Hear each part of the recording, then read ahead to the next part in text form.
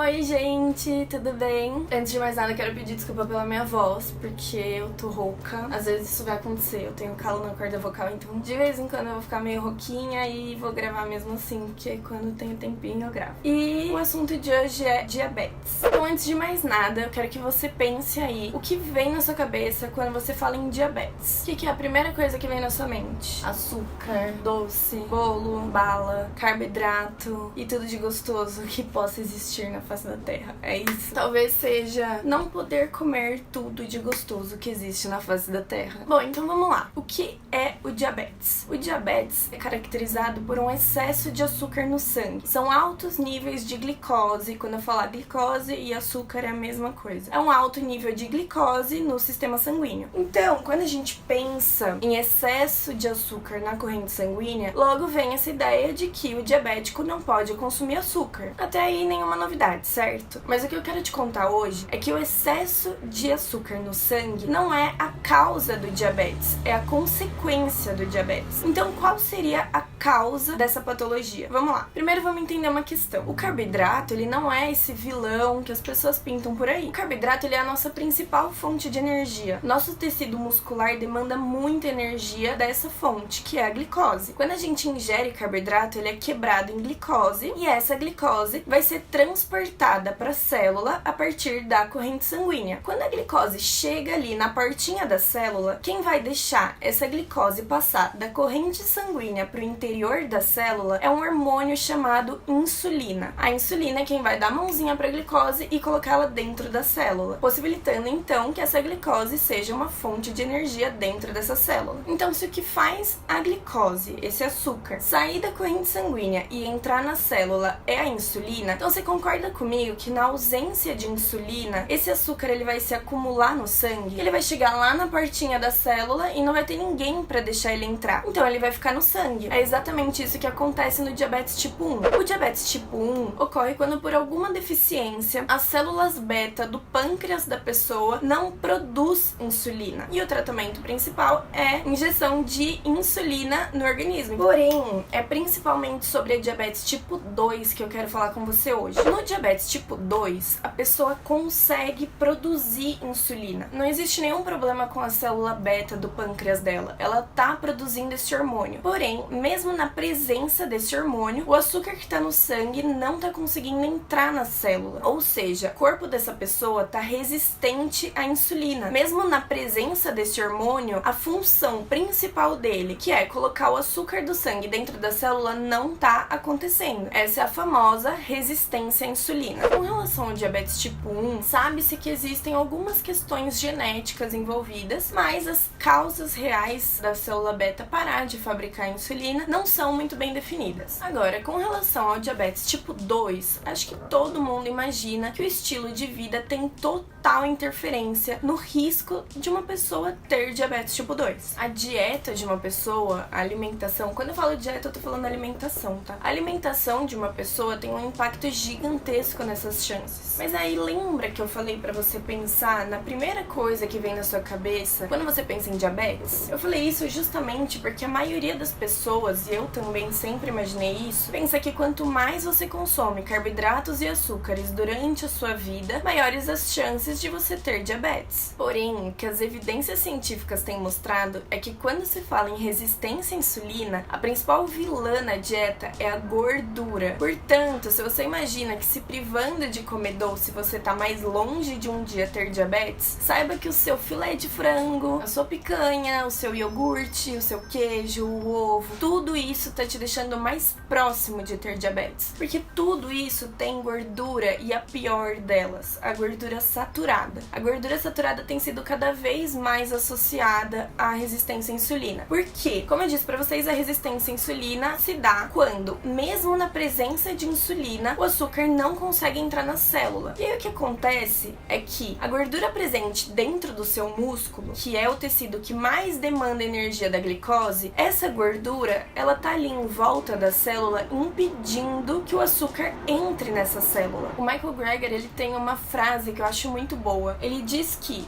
se a insulina é a chave que destranca a porta da célula para a entrada da glicose, a gordura saturada é o que parece entupir essa fechadura. Essas evidências não são de hoje. hoje. Um estudo de 1927 fez um experimento com 2 grupos de pessoas. Um grupo recebeu uma dieta rica em gordura. Essas gorduras tiveram fontes como azeite, manteiga, gema de ovo, leite, entre outras. E o outro grupo recebeu uma dieta rica em carboidratos. E esses carboidratos tiveram como fontes pães, batatas, tubérculos, arroz, banana, entre outros. E, adivinha o resultado? A resistência à insulina disparou no grupo que recebeu a dieta à base de gordura. Em questão de dias, a glicemia dessas pessoas dobrou. Isso foi em 1927. E até hoje a gente tem tão forte esse pensamento de o que causa o diabetes é o consumo de carboidrato. Essa relação tem sido mostrada tanto em estudos em que, aumentando a gordura na dieta, a resistência à insulina sobe, quanto em estudos onde, diminuindo a gordura na dieta, a resistência à insulina cai. E é muito simples fazer um estudo desse, não é necessário injetar gordura na corrente sanguínea de uma pessoa. Basta uma refeição rica em gordura e 160 minutos depois, a absorção de glicose pelas células já está comprometida. A principal fonte de gordura saturada na dieta das pessoas são os alimentos de origem animal. Eu vou mostrar para vocês aqui um gráfico que mostra que, diminuindo alguns dias na semana o consumo de carne, uma pessoa já pode diminuir em 28% o risco de ter diabetes. Agora, uma pessoa que só consome peixes e não consome carne, diminui em 51% esse risco. Já um vegetariano, que aqui na verdade é um ovo-lacto-vegetariano, aquela pessoa que não consome nenhum tipo de carne, diminui em 61% as suas chances de ter diabetes. Agora, um vegano, que é aquele vegetariano estrito, reduz em 78%. Mas aí você pode pensar que na verdade não tem a ver com o consumo de alimentos de origem animal, e sim com o porte físico dessas pessoas, já que veganos tendem a ser pessoas mais magras do que onívoros. Quando eu falo em onívoros, eu tô falando das pessoas que comem de tudo. Bom, pensando nisso, um outro estudo comparou grupos de pessoas com o mesmo peso, sendo pessoas onívoras e pessoas veganas, e foi constatado um maior nível de gordura no músculo das pessoas onívoras, das pessoas que consomem alimentos de origem animal. Além disso, ele verificou que as pessoas que consumiam uma alimentação à base de vegetais tinham melhor sensibilidade de insulina e melhores níveis de glicemia. Não me entendam mal, eu não tô aqui desassociando o fator sobrepeso e obesidade do risco de se ter diabetes. O sobrepeso e obesidade são os maiores fatores de risco para o diabetes. Porém, vamos entender uma coisa. As nossas células de gordura continuam praticamente as mesmas durante toda a nossa vida. O que acontece com o ganho de peso é que essas células de gordura se tornam maiores, elas ficam cheias. E quando uma pessoa está com sobrepeso, o que pode acontecer é um derramamento, é um vazamento de gordura no sangue. Portanto, um obeso, ainda que não esteja naquele momento comendo bacon, cheeseburger, batata frita, ele vai ter um nível alto de gordura na corrente sanguínea dele. É por isso que o sobrepeso e a obesidade é uma questão muito preocupante quando se fala em diabetes. Porém,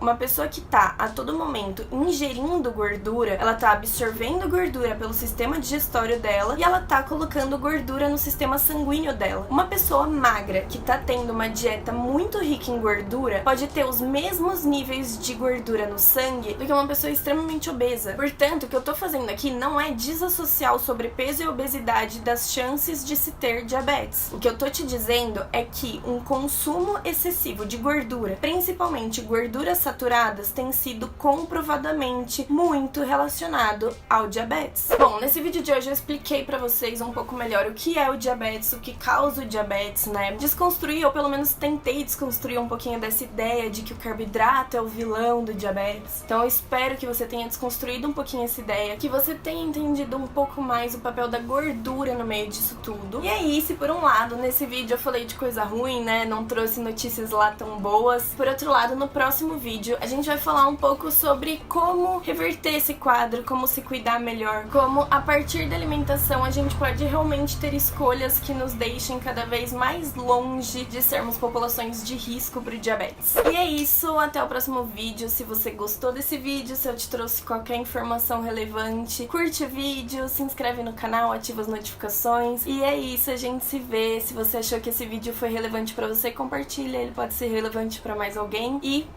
até mais!